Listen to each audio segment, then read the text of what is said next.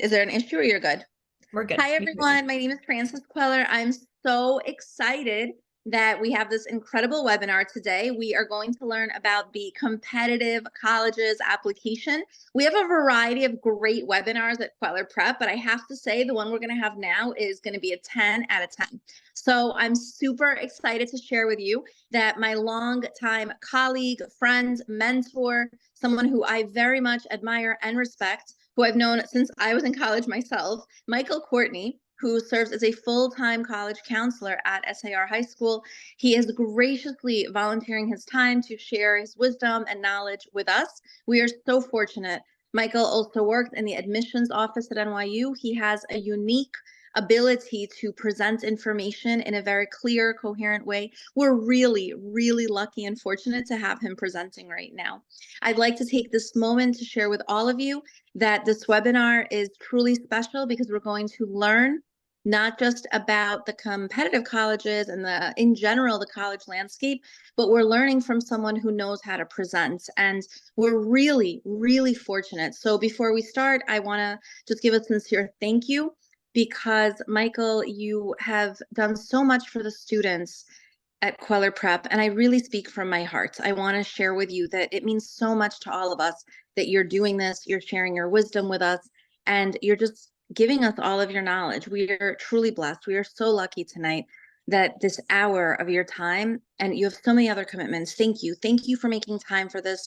Thank you for this incredible webinar. And as many of you know, I am a child of immigrants, and I'm very thankful that my English is really good, but it was the second language spoken in my household. My parents speak Russian, and that was the language that we had. And as immigrants, I really didn't have anyone like Michael Courtney guiding me about the admissions process or application process. I just had to figure so much out after the fact. So we're just so lucky to have a proactive webinar right now. I want to share my gratitude with you. And I really want to just say that, Michael, thank you for the service that you're doing. Almost everyone listening is first gen. A child of a first gen will be the first one applying to a top college, will be the first one applying to college in the United States. We service mostly children of immigrants, and we're just very thankful to partner with schools where there's a very high first gen and immigrant community. Thank you. Thank you to everyone listening. We're really lucky. Without further ado, Michael Courtney will take over. Satya Singh is also in the background. She will be helping with the admit room. We're very fortunate to have both of you as help right now. Thank you. I'm going off spotlight, Satya. Please help put Michael Courtney back on, and I will be muting myself. Bye. All right. Thank you so much for the kind introduction, Frances. I really appreciate it. I've known Frances since 2000, so it's been quite some time. And a little context, I grew up in South Florida. I went to New York University, and I went there for undergrad and grad school. And I worked in admissions there for 3 years after college. And then I worked in the high school side. I've been at SAR High School since 2007. And I'm also the product of an immigrant mother. My father grew up in the Bronx and went to Lehman College. And we appreciate that the landscape is a bit different now than it was back then. So I want to go over with you a bunch of things that you should know about the college admission process, and then talk about specifically what are admission officers looking for from a competitive applicant. So to start off, I want to just announce that you definitely have the opportunity to be interactive through the chat. I'm going to ask some questions, and feel free to reply through the chat to everyone here. Actually, I think the chat's only one of the hosts, so that's okay. I know that in the past I've had students here who are freshmen, who are sophomores, who are juniors, The chat who are will go to seniors. host and co-host. We're both going to get the messages. Okay, Great. so you'll Your have co-host, yes. and Perfect. Satya can read it. Okay, she can read Okay. anything. Go So I ahead. guess if you're able to put in the chat the students here, can you put if you're 9th grade, 10th grade, 11th, or 12th, just so I have a sense of who's in the audience?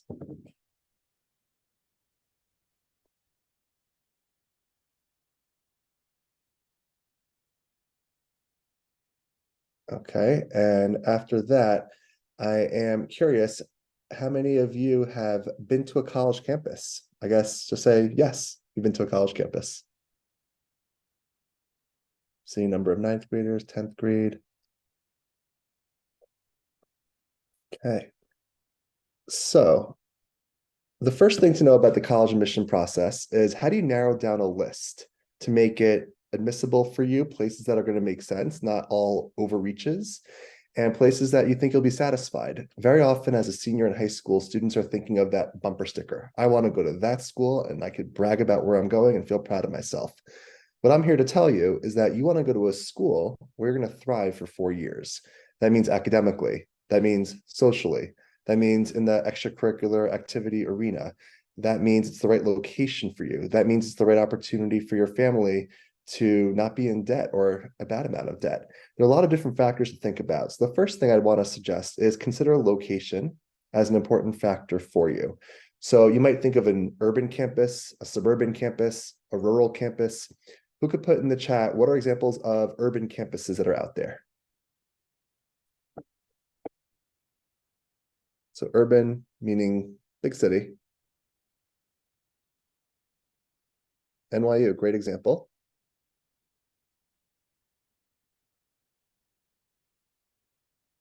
Okay, so examples of urban campuses, schools in New York City. NYU is an urban campus. CUNY, so like Baruch College, Hunter College are urban campuses. Let's think of Boston, Boston University. Let's think of Washington, D.C., George Washington University. Philadelphia, University of Pennsylvania, Drexel University, Temple University. An urban campus is a school that's located within the city, and sometimes you're very much enmeshed within the city streets. So it's like the idea of someone who wants to be around a lot of stimulation, a lot of energy. You feel motivated by a lot of people around you, and you're able to take advantage of the resources of a big city. So maybe there's theater, maybe there's professional or college sports teams, maybe there is opera, maybe there are concerts, lots going on in a big city. Let's look at the opposite end. What's an example of a rural campus? Rural might be more on the countryside, maybe a more bucolic setting, maybe not near civilization. What are some of the rural campuses that come to mind? So feel free to type in the chat. Bowdoin, great example out in Maine. Good. Okay, so an example could be, think of our home state in New York. You have Cornell University is a bit more of a remote campus. So a school that is remote, that's rural, your entire existence is really going to be framed around the campus. So you just love that campus. And the campus almost functions as its own micro city. Thousands of people, there's supermarket or shopping areas to get whatever you need. You are someone who loves the student organizations, being the primary form of socialization on nights and weekends. The rural campus, maybe you have a big sports game to go to because football or basketball is a big part of the campus culture. And in between the urban and the rural will be something called suburban. So a suburban campus might be just outside of a big city, but the campus is its own enclave. So for example, what's a suburban campus outside of Boston? Brandeis University, Tufts University.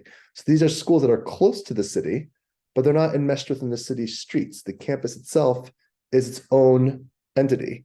And you're able to take a train or a bus easily to the campus, to the city, I'm sorry, but the campus really serves as your typical day-to-day operation. Maybe on the weekends, you'll go to Boston. So there's campuses that are suburban. And for some people, that's the perfect Goldilocks, not too big, not too small. It's the idea, it's the perfect fit. Some people really want the urban atmosphere. And the urban atmosphere means that you are someone who just loves the hyperstimulation of a city. And some people like the rural setting, where you're okay more with the quiet countryside-esque feel. And the campus is really your baby. That's where you're going to be spending most of your time. Another thing to think about when it comes to campuses and narrowing it down is the idea of size. If it's 5,000 or fewer undergraduates, that's considered a small school. About 10,000 or more is considered a larger school. And 5 to 10,000 is about medium-sized. So a lot of the public universities might be in the larger side, Binghamton University, Rutgers University, University of Maryland, University of Wisconsin. Very often those large flagship publics are on the larger side, 10,000 plus undergrad. Then you have some larger privates like NYU, like Boston University. Those are large private universities. A school that's 5,000 or under, very often those might be small liberal arts colleges where there's not necessarily a graduate school attached to the institution, and the focus is on undergraduate education. So Bowdoin, Bates, Williams, Middlebury, Amherst, these are fantastic schools that are on the smaller side. And the medium side, again, the medium size, again, that Goldilocks feel, not too big, not too small, Emory, Washington University in St. Louis, Johns Hopkins University. So there are advantages to larger, right? There are a lot more course offerings, maybe more academic departments. Maybe you like the stimulation of thousands of people around. There are advantages to smaller. Maybe there's more professor recognition. They get to know you really earlier on in your career. And the medium size might feel like, you know what, not too big, not too small. This is the right fit for me. Some students might thrive in anything, and some students might thrive in one environment like the smaller side. I mentioned before undergraduates. Undergraduates means college students. If I say any terms that don't make sense, please feel free to put it in the chat. And I don't mean to offend if I said something that isn't making sense. So an undergraduate is someone who's in college years 1, 2, 3, or 4, freshman, sophomore, junior, or senior. Another thing to think about when considering the admission process is the idea of public or private. So there's private, there's public, and there's also public being separated into in-state and out-of-state. So let's talk about New York public institutions. There's CUNY, which are the campuses in the 5 boroughs: Baruch, Hunter, Queens, John Jay, City College, Brooklyn College. There is SUNY, which is the State University of New York, Binghamton, Albany, Buffalo, Stony Brook, Cortland, Geneseo, etc. There's out-of-state public. So an in-state public will be a cheaper rate if you're from New York. An out-of-state public could be a school that is University of Connecticut, University of Vermont, University of Delaware, a big public outside of New York. They'll be more expensive because the idea is that they're funding first and foremost their in-state students. And then the most expensive option is the private school. That could be any of the Ivy League institutions, University of Chicago, could be Duke University, Stanford. Those are all private schools. So you want to think about what is your list going to look like? And you want to make sure you have the right amount of schools. There's a chance to get into a few of them. You don't want to overreach and then not be having any schools that might appeal to you. Another thing to go to school for, most important, is academics. You are going to college first and foremost for an education. So I remember when I used to work at NYU, I would have an info session and I'd ask students what they're interested in majoring in. And there's always a student here or there who would say fashion. I'd say, don't come here. We don't have fashion, right? So you have to make sure to go to a school that has the opportunities for you to study what you want. I've heard people say, I want to go to Cooper Union to study creative writing. There's no such thing. It's a school that has engineering, art, and architecture, and nothing else. So you have to make sure whatever schools you're considering, the actual major or majors that you're looking for exist there. So for example, if you're thinking of a school where you want to study engineering, there has to be engineering. You want to go to a school to study business, there has to be business. Some schools might not have business, they might have economics, which is more theoretical, and business is more like applied economics. That's something to consider. And then you want to consider if there's a certain major within the liberal arts. So all the schools today will have economics and psychology and biology and computer science, but maybe there's a certain type of study of an ethnicity that's really important to you, and you want to know if that school has that. So the idea is that whatever research you're doing for colleges, make sure the schools you're looking into actually have that major you're thinking of. A lot of students enter undecided, and that's totally the norm. But there are some universities that have undergraduate colleges, right? And that'll be important to think about. So NYU, that's where I work, that's where I went. There's a College of Arts and Science. That's your flagship liberal arts. There's a Tisch School of the Arts for visual and performing arts. There's a Stern School of Business. There's a Tannen School of Engineering. So there's all these different colleges within the larger university conglomerate. And the idea is that whatever research you do for a school, you want to make sure the study that you're interested in exists there. Okay. Someone asked me, what if you want to do a major, but that college doesn't have that specific major, but the school is really good? There are going to be a lot of brand name universities out there, but ultimately, if you want to study something that doesn't exist there, that might not be the best fit for you. If you know 110% you want to study marine biology, which is a very niche major, you probably want to apply to colleges that have marine biology. Or you might say, you know what, I want to study biology in college and maybe eventually get a master's in marine biology. So you can sometimes go down that path as well. Okay. When it comes to colleges and the academics, you also might want to think about the idea of a core curriculum. Some schools have a more rigid core curriculum, and this is a prescribed list of classes that students have to take to fulfill certain graduation requirements. A school like Columbia University has a very prescribed core curriculum. Every student who goes to Columbia is taking literature humanities, art humanities, music and humanities, all these very specific courses, and that's part of their academic unifying experience at Columbia. If you go to Brown University, Brown in Providence, Rhode Island has an open curriculum, which means you could take whatever you want starting first semester freshman year without requirements. Once you declare a major, you'll have major requirements, but you don't have a specific core curriculum. And that's something to consider also.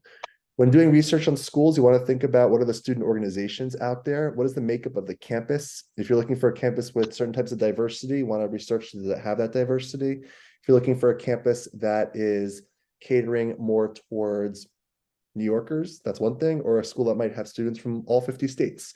So you want to do research on the different demographics of the school. And if it interests you, think about that place as the right school to apply to. Now, in thinking about the college admission process, there are many different factors that schools consider in their holistic review. So holistic review means they don't just see test scores plus GPA equals yes or no. Holistic review means they're looking at many different factors. There are definitely a number of schools out there that just look at scores and grades to say yes or no. That's a lot of the schools outside of the United States. In Canada, McGill University, University of Toronto, these are very reputable institutions, but it's based on scores and grades. Most American institutions will look at a holistic review and they'll consider a wide range of factors. So what are those factors? First and foremost is the transcript. Wherever you apply, they're going to want to see that one-page document that lists your courses and your grades. And the courses will include curricular rigor, which means what levels are you taking within the context of what your high school has to offer. So high schools might have advanced placement or international baccalaureate. They might have dual enrollment classes, honors classes, accelerated. For the more competitive schools, you're going to want to take courses at the most demanding levels, provided that, of course, you do well in those courses. So if you're not the strongest math student, don't try to get into BC Calc if you're not going to do well in that class. So the idea is you have to do well academically at these high-level classes. The transcript includes 9th to 11th grade. And then in 12th grade, when you apply, if you apply anywhere with an earlier deadline, they could ask for first quarter grades. First semester grades go to your colleges as well. And then wherever you matriculate, your final transcript. Now, I'm mentioning transcript. I want to just take a step back for a second because I mentioned early.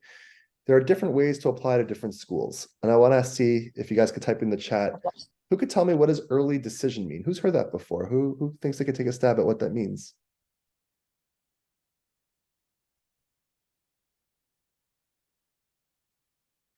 I see a good question. Is there a better chance of getting into a good school like Harvard if you take AP classes, average good GPA, and do extracurricular clubs? For schools like Harvard and the Ivy League ilk, that's Harvard, Yale, Princeton, Columbia, Penn, Dartmouth, Brown, Cornell. And alongside that, I'd say Chicago, Duke, Johns Hopkins, Stanford, MIT. It's most demanding curriculum with A's, with top scores, with insanely strong extracurriculars and leadership, and a separation factor, which I'll get into in a little bit. Okay, so early decision means that it's something very often private schools have to offer. Like someone wrote to me, it's binding. That means if offered admission, you're bound to go there. So a lot of the private schools that are not Harvard, Yale, Princeton, Stanford, those have something else which we'll talk about, have early decision. NYU, Columbia, Cornell, University of Pennsylvania, Duke, Johns Hopkins, all have early decision, where you apply by November 1st in a smaller applicant pool. You find out in mid-December, and if offered admission, that's where you're going. So a reason to do early decision is if it's an absolute first choice school. You've done your research, you know, if admitted, this is where you want to go above all other options. It's a school where you have a chance of getting into. You don't want to waste that early decision card because your chances are a little bit better. But also, you know that if admitted, the financial aid has to work out as well. So prior to applying, parents can look at something called the net price calculator that every university has on their financial aid website to see what an aid package could look like based on parent salaries from the prior year. So you'd only do early decision if parents also did the financial research necessary if they need to consider being given need-based scholarships. So early decision is November 1st. That tends to be a private school phenomenon. Who could tell me what early action is? Feel free to type it into the chat.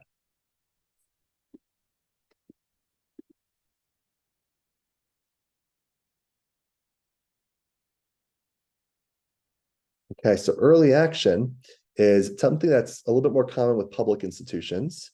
You apply by November 1st. You tend to find out by the end of January, but if admitted, you're not bound to go there. So that means you'll have until May 1st to decide where you want to go based on all the different acceptances that you receive. Okay, so you still get an earlier notification. You find out by end of January as opposed to end of March. You're in a relatively smaller pool than the regular decision pool, which I'll talk about shortly. But for all the state schools you're considering, you're probably going to want to apply early action. A lot of state schools are going to sometimes give different scholarship, like merit scholarship consideration or honors programs to kids who apply early action. If any of you are thinking of University of Michigan, do not apply November 2nd or later. You need to apply by November 1st to have a chance. And a lot of these state schools have their in-state percentages they have to reach. And if you apply after November 1st, they don't care about you anymore. You had the chance in the earlier round to be considered not in regular decision. There's also something called early decision 2, which is a second slice at the early decision pie. Not every school offers it. None of the Ivies do, but a lot of the competitive other schools in the Ivy League ilk, like Johns Hopkins, University of Chicago, Carnegie Mellon, WashU, Emory, will offer a second round of early decision. So early decision 1, you apply by November 1st, you tend to find out mid-December. Early decision 2, you apply by January 1st, which is also the deadline for regular decision. But whereas in regular decision, you find out end of March, early decision 2, you find out by mid-February, and it's also a smaller pool of applicants. So you might apply one place early decision 1, absolute first choice school. If you're admitted in mid-December, you're done with the process. Congratulations. But your application could also be denied or deferred into the regular decision pool where they want to take a closer look at you in the next round. If you have a second choice school, that's a private institution, they have early decision 2. So let's say you didn't get into your first choice, you could still have a better chance of getting into a really strong school if you do early decision 2 instead of regular decision. Okay. There's also something called restrictive early action, which is a phenomenon espoused by Harvard, Yale, Princeton, and Stanford, where if you apply to them early, you're in a slightly smaller pool, slightly better chance of getting in, but you cannot do that with an early decision. You cannot do Harvard and Columbia early decision. You cannot do Yale with Penn early decision. You can only do one of these private schools. If you do restrictive early action or early decision, you can simultaneously apply to a bunch of early action schools. But if admitted to that early decision school, you have to withdraw every other application. So let's say I'm applying to NYU early decision, a private school, but I also want to apply to Binghamton and Albany and Buffalo. I can do those early action at the same time. But if NYU admits me in mid-December, I'm saying I am done with this process. I'm going to NYU. I'm withdrawing all other applications. Okay? I know it's a lot to digest. I see a question here. How does the SAT help with getting into colleges? That's my next talking point. So we spoke about transcript as being the most important consideration. The next most is standardized testing, and I'll get into the test optional landscape in 1 second. So standardized testing tends to encompass the SAT or the ACT. There's also APs. If you're in advanced placement courses, the score that you get in the AP exam, that's great for credit-bearing purposes. In terms of admission and getting into schools, they care more about the grade at the end of the school year in the course. So let's say you got an A in the class and a 2 on the AP exam. That's better than getting a B- in the class and a 5 on the AP exam in terms of admissibility to colleges. They care about how you do over 9 months, more than 4 hours on a weekday morning. So do as well as you can in the test because you can get college credits. But in terms of admission, do the best you can in the class throughout the year. So SAT, ACT. The SAT you should know is changing in March. It's becoming a digital exam. And if you're a senior, it doesn't really impact you. If you're a junior, sophomore, freshman, you want to listen up. The SAT being offered in March, being digital, it's going to be different. It's going to be shorter. So right now the SAT is about 3 hours. This new one's going to be a little over 2 hours. And the SAT is going to be online and adaptive to where you are. So it comes a little bit more difficult depending on how you're doing on the test, could be slightly easier as you're going through the test. And the curve and how it's going to be scored is a little bit unknown still. Okay. When it comes to the ACT, that isn't changing just yet. They might eventually, they're talking about it. That's English, math, reading, and science. There's additional section, the science section, Yeah, I got a scored out question. of 36. SAT is scored out of 1600, and that's not changing. It'll still be 1600 with the new exam. So people like to ask about testing. Do colleges that are test optional want to see testing? So here's how I look at it. Let's say there are 5 major components to admission. I spoke about transcript, I mentioned testing. I'm going to talk also about extracurricular activities, recommendation letters, and essays. Okay. Let's say you are someone who is applying to a school that looks at all 5 with a lot of careful consideration. So let's say each of the 5 is worth 20% of an admission review. If you have really, really high testing, you're at a 20 for 20. Good job. If you don't have testing, everything else is worth 25. So it's like they're rejiggering the way they're going to review the student with the other factors having greater weight. So if you have very, very high scores, that can be really helpful. You're at 20 for 20. If you have modest scores that you're not sending, it's not 0 for 20. It just means that other pieces will carry a lot more weight in the review. Okay. Now, what's interesting is that colleges will report on their websites what the middle 50% is for SAT, ACT. That'll give you a good sense of what the types of scores they're looking for are. So let's say a school says our middle 50% of students admitted score 1370 to a 1500. That means 25% of their admitted students who report scores have above a 1500, and 25% of admitted students who report scores have under a 1370. The 50% fall within 1370 to 1500. So would you want to send a 1210 to those schools? No. Would you want to send a 1550? Yes. And then everything else, there's variance, depends on how well you're doing in school, the right curriculum you have, and it's really an art, not a science. So I couldn't give you a definitive answer. It depends on the school where you're applying. Someone asked me, what happens if you fail the SAT? There's no failing the SAT because you have score choice. You don't have to submit a score to colleges. So when you register for an SAT or ACT, they're going to ask you if you want to send this score to 4 colleges for free on the day you register. The answer is no, because if the score is low, you lost that score choice feature. If you said yes, you want to send the score to colleges, then you don't have score choice. If you don't send the score to colleges when you register as a junior, that means you get to see the results. And if they're not to your liking, you'll never send it to colleges. If it is to your liking, then in senior year, you'll send it to the colleges. So far, so good. Someone else also asking me, what's the deadline for early decision? The deadline is November 1st, and you find out mid-December. And early decision 2 tends to be about January 1st, and you find out in mid-February. Okay, so we spoke about transcript, we spoke about testing. Next, I want to talk about extracurricular activities. So colleges are looking for students who have multi-year commitments, multiple hours per week and weeks per year, to a variety of endeavors. They're not expecting you to be actively engaged in 10 things, but think of the 2 to 3 things that really are part of your identity, that display your passions, and hopefully there's some leadership attached to it, or sometimes there's a founding of a club or an organization. And for the more competitive schools, they're looking to see that you're actively engaged in campus life, but also outside of school in your community. So people sometimes ask me, do I have to do this? Do I have to do that? There is not a have to do anything. Some students, their activities are going to revolve around athletics, other students, publications, other students, community service, other students might be involved in choir or drama. So there's a lot of different things students can do. It doesn't have to be one of each, right? Someone says to me, I have to be an athlete and write for papers and act and sing and do community service. You can't do it all, right? So you have to think about what are the things that you do, why they're important to you. And it shouldn't be that you just do everything senior year. College admission folks want to see you having sustained commitment throughout high school. Okay. I'm seeing a number of questions coming up, and I'll answer questions in a little bit. When it comes to the extracurricular activity landscape, colleges care about what you do also in the summertime, but you shouldn't feel like you have to rush to do something productive in the summer if you have a very full plate during the school year. So if your resume is very robust during the school year, you have a number of activities you're doing, don't feel like you have to now have everything in the summer.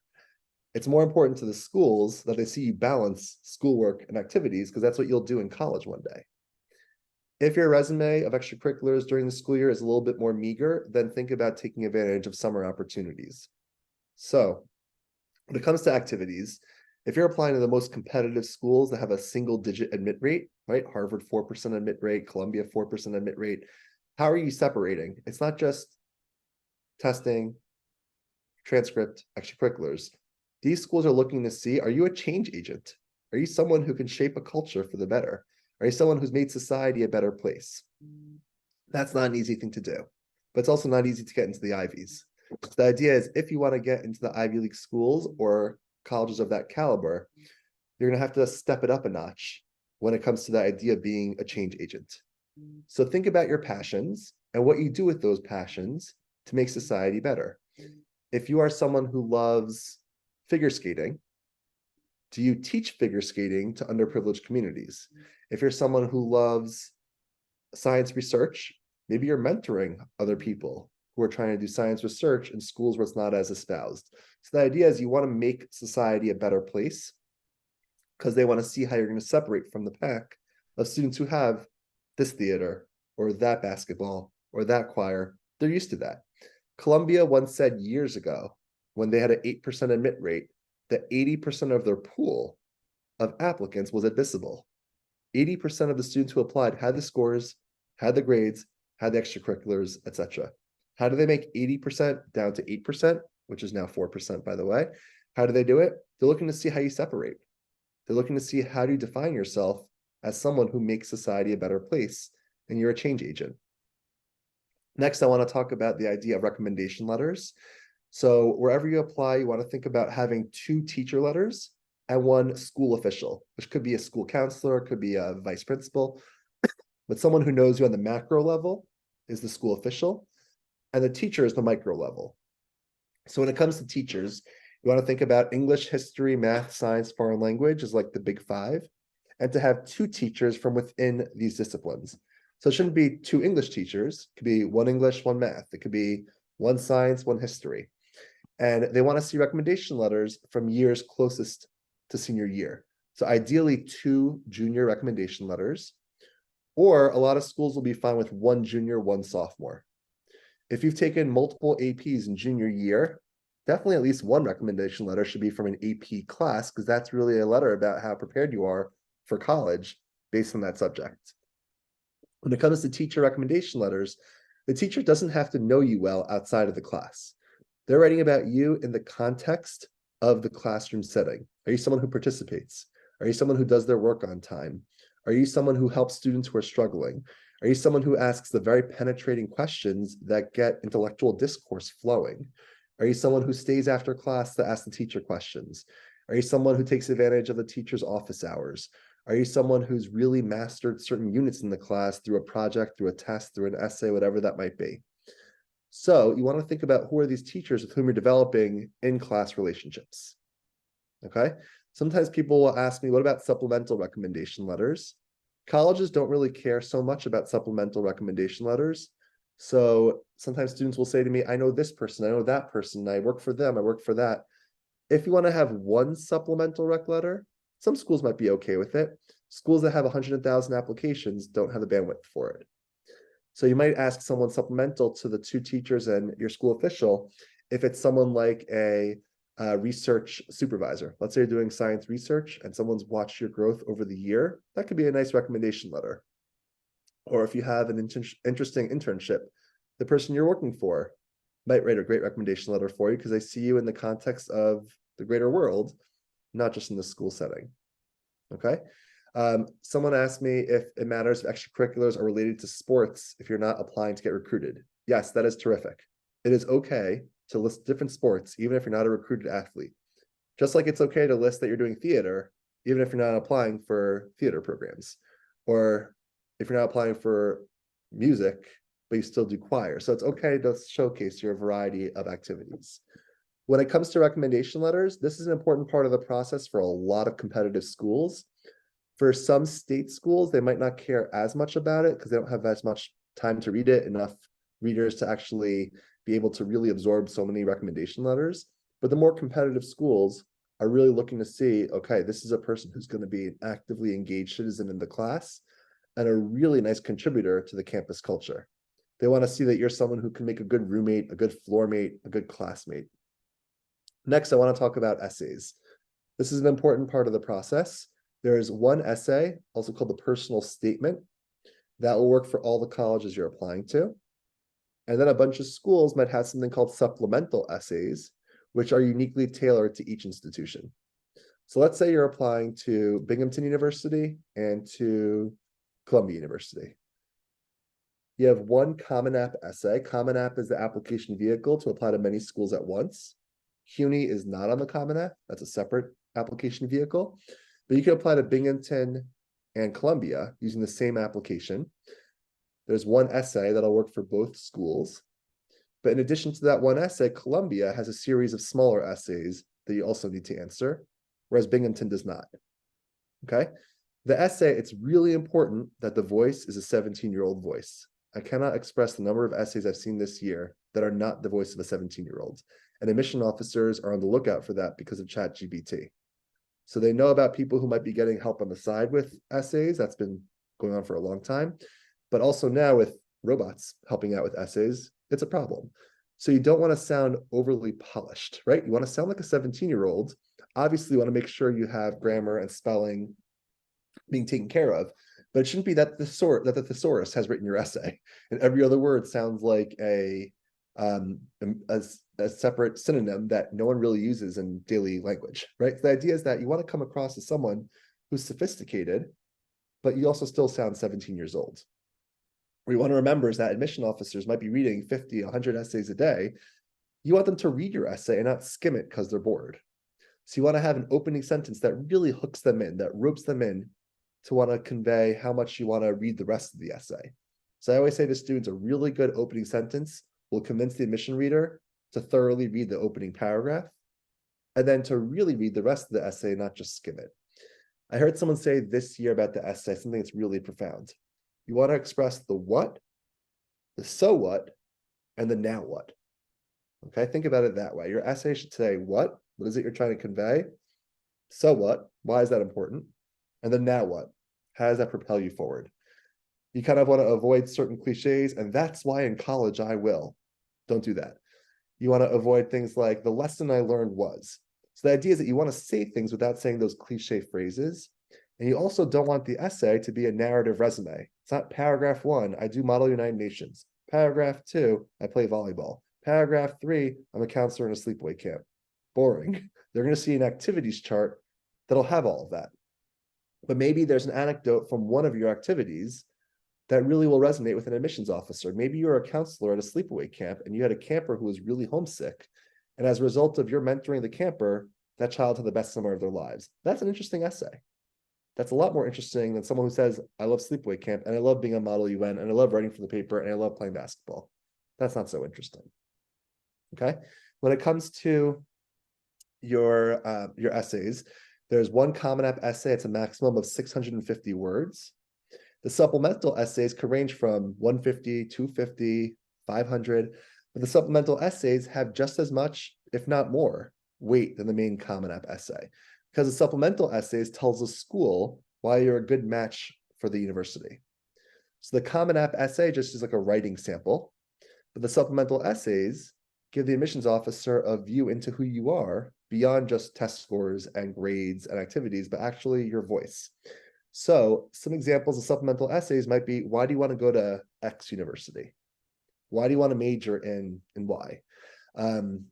So for example, if you want to major in bio, you're going to write about why you want to major in bio. Maybe the department at the school you're looking for has some really cool classes and there's some really interesting professors with inspiring research. And maybe the core curricular opportunities really lend themselves to good exploration into philosophy and history and literature, and that excites you about the school. When it comes to supplemental essays, you want to make sure that you have the right school name in there. So some schools might have an essay prompt about a community you're from and why it's important for you.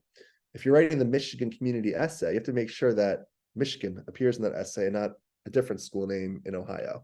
So these are things to think about, to be very careful with your applications, because you're going to have a big list of schools and you want to make sure that you stay organized and you're writing for each school that's appropriate for that institution. Those are the big 5: transcript testing, activities, recommendation letters, and essays. There are some miscellaneous factors. There are a number of schools that still interview. For most schools, interview is optional, but eventually in life, you're going to have to interview, whether it's for grad school, for a job, for an internship. So I always say, let the college admission process be the way you overcome your nervousness in interviewing, and become an expert in it. Like the school where I work, I'll do mock interviews with kids and they come in feeling like they're not so confident, but after the mock interview, they're like, whoa, I could do this. So an interview is something you prepare for, just like you prepare for an SAT or ACT, just like you prepare for a big theatrical production, you prepare for an interview. An interview is oftentimes conducted by an alumna, or it could be conducted by a student who is a senior who works in the admissions office. Very rarely is it the admissions officer who's going to read your application. The interview is not something that gets you in. If you're a B student applying to a school that expects an A average, you can have the best interview they've ever seen, but they're not going to admit you. So the interview is if everything else falls in place, that's a plus to add to your profile. A really negative interview can hurt if you come across as someone who's not open to diversity and globalization, if you come across as someone who is just not that interesting. So the idea is that when it comes to your interview, you want to be prepared to answer questions. Why do you want to go to this university? Why do you want to major in that? And these people reading who are interviewing you don't have access to your application necessarily. So you're introducing yourself from scratch to a total stranger. Other miscellaneous factors can be if you're a recruited athlete, if you are an alum of the school, a legacy, parent or grandparent went to that school, if you're applying for an underrepresented major. So for example, if you love ancient Greek or Latin and you're applying for classics, that might give you a better chance than if you apply for biology. But again, whatever major you put down has to make sense based on the different things you have on your application. If you are a male applying for economics, you are a dime a dozen at a lot of schools. That's not going to stand out necessarily. If you're male or female applying pre-med, there's a lot of pre-med out there. There's no advantage to putting pre-med on an application unless you're someone who's done science research and has really excelled in biochem and physics and has other extracurriculars related to medicine. There are some schools like Johns Hopkins and Washington University in St. Louis that have top medical schools, and half of the applicant pool starts off writing pre-med. So you're not going to stand out in that pool as much as if you might write something in the humanities department or social sciences. So those are certain quirks of the admission process to consider. They say you can list undecided. I always say to my students, undecided is boring. It doesn't say anything about you. Usually a major that you list, if you're applying for liberal arts, once you're at that college, you can still major in whatever you want. But for application strategizing purposes, listing a major can just add color to your story. Other miscellaneous factors, some schools are looking for certain types of population, and you have no idea what their internal priorities are. So for example, if you're from North Dakota, South Dakota, you might have geographic diversity. If you come from abroad, you might add to their international population and they're looking for more international diversity. If you are someone who is a certain religion they don't see as often, that adds diversity. So the idea is they're looking to see a full class, and they're looking to make it that the entire class is going to consist of students who will feel like they fit into the culture of the school. So those are basically the main factors when it comes to admission. I would tell you that when it comes to the most competitive schools, you want to do your research on if you're a good match for it. Columbia, for example, is a heavy reading institution. If you don't love literature and the great classic books and philosophy, you're not going to be happy at Columbia. Who cares about the bumper sticker senior year if you're not going to be happy with the core curriculum, right? Princeton has something called eating clubs. It's almost like their version of fraternities and sororities. You have to do research to see if that's the right fit for you. And then at Princeton, every senior must do a comprehensive thesis. If you're not someone who loves to research and write, Princeton's not the place for you. So you have to think about these different types of systems that schools have. University of Chicago, it's on the quarter system. So instead of a fall 15-week semester and a spring 15-week semester, they have a 10-week fall, 10-week winter, 10-week spring, but an optional summer. That's why it's called quarter. But why is that important? You have more midterms and finals over the course of the school year than you would in a semester school. So that might make it feel more stressful. So the question is, why would anyone go there? Because they love learning and they want to take as many classes as possible and have as many exposures to professors as possible. So the quarter system enables that. So you want to think about the campus culture and if you fit in. Some schools might have a more work hard, play hard vibe to them. Other schools, the idea of a party culture isn't so real. Some schools might have a higher percentage of students who are involved in Greek life, and that might really appeal to some students. Greek life is fraternities and sororities. Other schools might have a really low percentage of Greek life, and that can appeal or not appeal to you. So it's really important you do research and not just think about the school as this pedestal that you have to try to aspire for if you're not the right match for the institution. So I'm seeing some questions here in the chat I want to make sure to address. There's a question here about how about if we don't participate in a lot of extracurricular activities, but we have high grades? The transcript is the most important thing.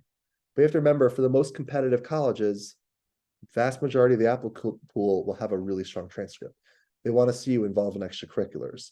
Extracurriculars can also be family responsibilities. If you have 2 or 3 younger siblings that you take care of every afternoon and evening because your parents are still at work, that's something you put in the application. If you have an aging grandparent that you really help out with several nights a week, that's something to put in there. If you have a job, that really impresses admission folks. So the idea is that you're not someone who is just involved in school and then you're done with community because you get home, you just do work, and there's no activities in school or out of school. They need to see some type of engagement beyond the classroom experience. Next question is, if you have a multi-year commitment in sports, should your coach submit a letter of recommendation? Your coach doesn't need to at all.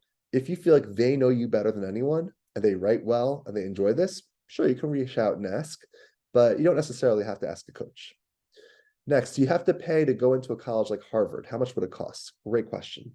These days, the private schools are pushing $90,000. They cost that much of a sticker price. However, they have financial aid, and that comes in the form of need-based scholarships, grants, low-interest loans, and work study. Work study means a student will work an on-campus job while in college to help pay the cost of tuition. If your family is eligible for financial aid, then that makes the university cost cheaper. So let's say the federal government, through the paperwork you submit, says your family can pay $30,000. Harvard's $90,000. That's a $60,000 gap. A school like Harvard will say, okay, you give us the $30,000, we're going to meet that $60,000 because they guarantee to meet full need. They have the endowment to do it. Not every college has that endowment. So another school might say, you know what, I know you need $60,000, we can give you $40,000, but you're on your own. You're on the hook for $20,000 more. You have to figure that out. That can be very prohibitive for a number of students. You don't want to have significant undergraduate debt, especially if you think you're going to grad school one day. If you know for sure 100% you want to go into finance, engineering, there are certain fields that are more lucrative. Maybe you're willing to take on more debt for the undergrad experience than other people, but it shouldn't be that you have $80,000 of debt. That should never happen for undergraduate. Okay. Those are the private school costs. The public schools, I would say SUNY about 30,000, CUNY if you're getting an apartment about 30,000 as well. If not, it's significantly cheaper. Tuition by itself is just 7,500. But New York City housing is expensive. Then you have to account for transportation and meals. Out-of-state publics could be about 50, 55,000 depending. Michigan, UCLA are a bit more expensive, and they don't necessarily have as much funding as a private school to help meet your financial need. Okay. Next question. Do colleges care what you do outside of school and extracurriculars from middle school? They don't care about middle school. Unfortunately, it's a 9 through 12 experience. And outside of school, there's not like a formula of things you have to do. Maybe you're involved in a youth group movement of some kind through a religious chapter of your community. Maybe you are involved in babysitting 3 families consistently every month. Maybe you are involved in tutoring someone who lives in your apartment building who's struggling. Those are all things that they care about, and you're able to put down in the application. Next question I'm seeing is, if the 9th grade grades aren't too strong, does it affect the whole transcript? Yes, but admission officers also note an upward trend. So if let's say 9th grade wasn't as strong, you did a lot better in 10th and sustained that in 11th, that's huge. So the idea is that when it comes to the admission process, the most competitive schools, they absolutely care about all 4 years. They really do. But if you have a story to express, there's something called additional information. And through additional information, you can actually talk about maybe you had surgery 2nd semester of sophomore year and your grades went down. Maybe a grandparent had a health crisis and you were involved in taking care of them and your grades went down. So they want to know, did something happen that caused the grades to go down? If your 9th grade grades weren't so strong, but you went up, you could write about your maturity, your growth as a student, your growth as a developing teenager. But the most selective schools will still notice freshman year grades. They do pay attention to it. Next question. Do students also have to have subject SATs? Great question. They are extinct. SAT subject tests have been canceled for the past few years. There are no more SAT subject tests. They used to matter for the most competitive schools. Now they don't even exist. The other thing to know is the ACT still has a writing section. Don't have to worry about it. I cannot believe the ACT kept it. College Board got rid of it a few years ago. ACT writing, not a thing. How much financial aid, grants, scholarships does NYU give? So NYU is going to give based on what your family need is, but they don't have the same endowment as a Harvard to guarantee to meet the full need displayed through your paperwork. So they might, but they don't guarantee it. If I were to apply a year later after graduation, would that affect anything? So I get asked that question, what if I apply from a gap year or I reapply? It only helps if you have really strong senior year. And if you're doing something in the gap year, it's going to entice them to see, oh, this is a really mature student. They've done something that's impressive. I could see that they're someone who we might want on our campus because they have an interesting story having taken a gap year. Okay. Other things to think about when it comes to the test optional landscape, MIT is not test optional. They were for a couple of years, not anymore. Any public institutions in the University of Florida system, Georgia, or Tennessee also require testing. The rest of America, as of now, is test optional. Okay, so other questions that you guys have, or Francis, any questions you want to ask? I can message some questions to you that I see in the chat on my end, Michael. So just give me Yeah, one. sure.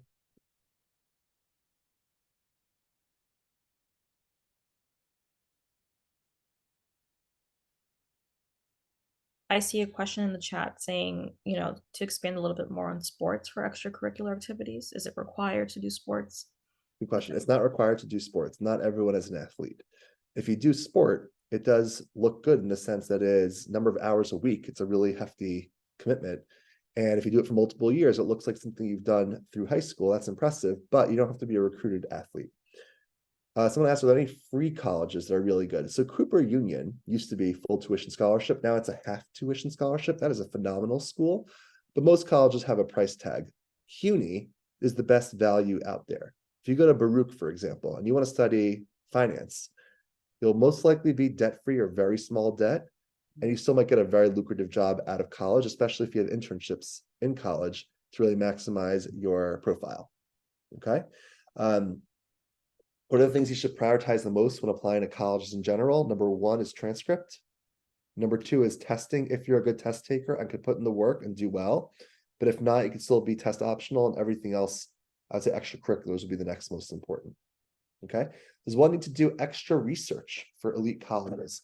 You want to do research for all the colleges you're thinking of.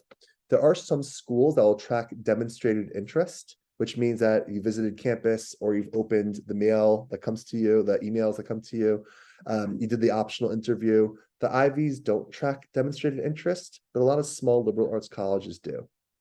Will volunteer work go in the extracurricular section? Absolutely. So the extracurricular section on the Common App gives you the opportunity to list up to 10, and each of the 10 get categorized. There's athletics, there's community service, there's work, there's internship, there's science, math. So there's all these different opportunities to list extracurriculars, including volunteerism. If I get less than a 4 in my AP, will I accept it? So here's the thing about APs. Different colleges have different parameters for what they're going to expect to accept. Some schools don't take any AP credit anymore. Some schools only want 4s or 5s. Some schools might want only 5s for certain subjects, 4s or 5s for others. Binghamton does take 3s though. So that's a good thing to know about Binghamton. What are the important dates, applications, financial aid, etc.?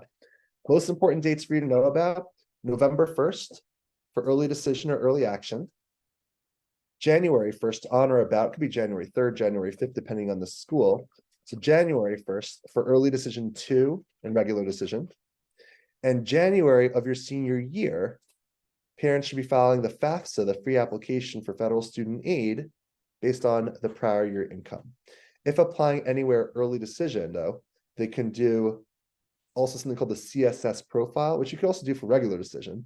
But CSS profile, a lot of the private schools require. It's the College Board website. And that'll take into account other things beyond income when putting together a financial aid package.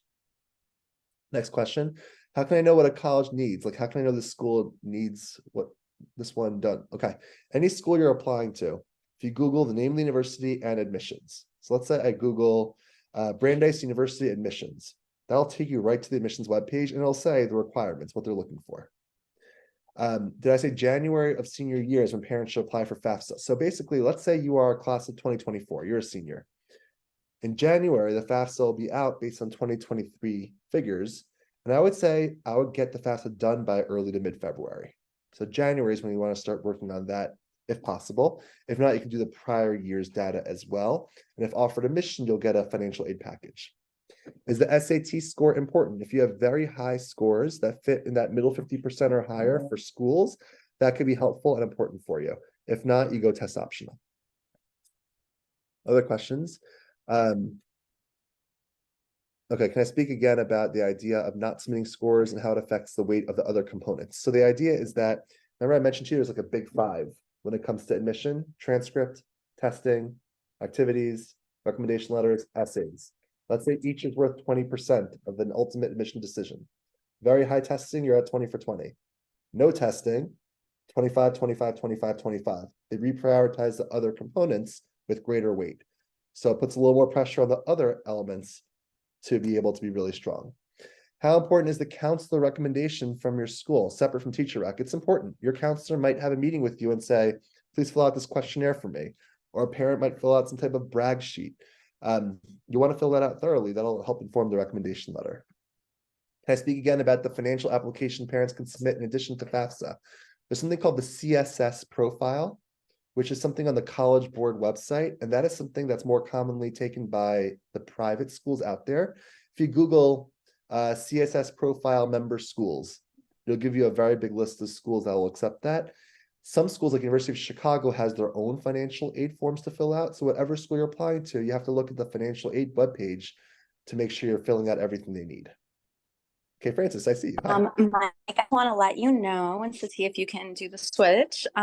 Yes. I just want to take a moment to say thank you because we're approaching 8 o'clock. So we have to depart. But everyone, if you could take a moment and just type, hi, everyone. Today's my very blue day. I serve as head class mom at my kids' school, so I'm actually about to go do something else right now. But I want to share with you that it's really an honor that you're here. I hope that you learned a lot. I hope that you got a lot out of the webinar and the workshop. And thank you for being at our very blue event. I'm honored to share with you that knowledge is power. We have another webinar next week. So I'm really excited about that. Thank you so much, Courtney. Thank you to Satya Singh for sharing this amazing hour with us of knowledge. If everyone could just type thank you into the chat box, and Satya, if you could just change it so that we can chat with everyone, just type thank you into the chat box. And I also want to just take a moment. Everyone, please say thank you. I'm also going to take a moment to unmute everyone, and we're going to say thank you to Michael Courtney. So we're going to count to 3. Ready? 1, 2, 3. Thank you. Thank you so much. Thank You're very welcome. So much. Thank you. So My informative. pleasure. Thank you. Thank you so Good, much. everyone. This was Thank you. super Thank you. informative. Thank you. And if everyone could just type thank you into the chat box, I think we got so much out of it. I will also type thank you because these are good memories. Thank and you. It's really fun screenshots to have. So I'm going to type thank you as well. Okay.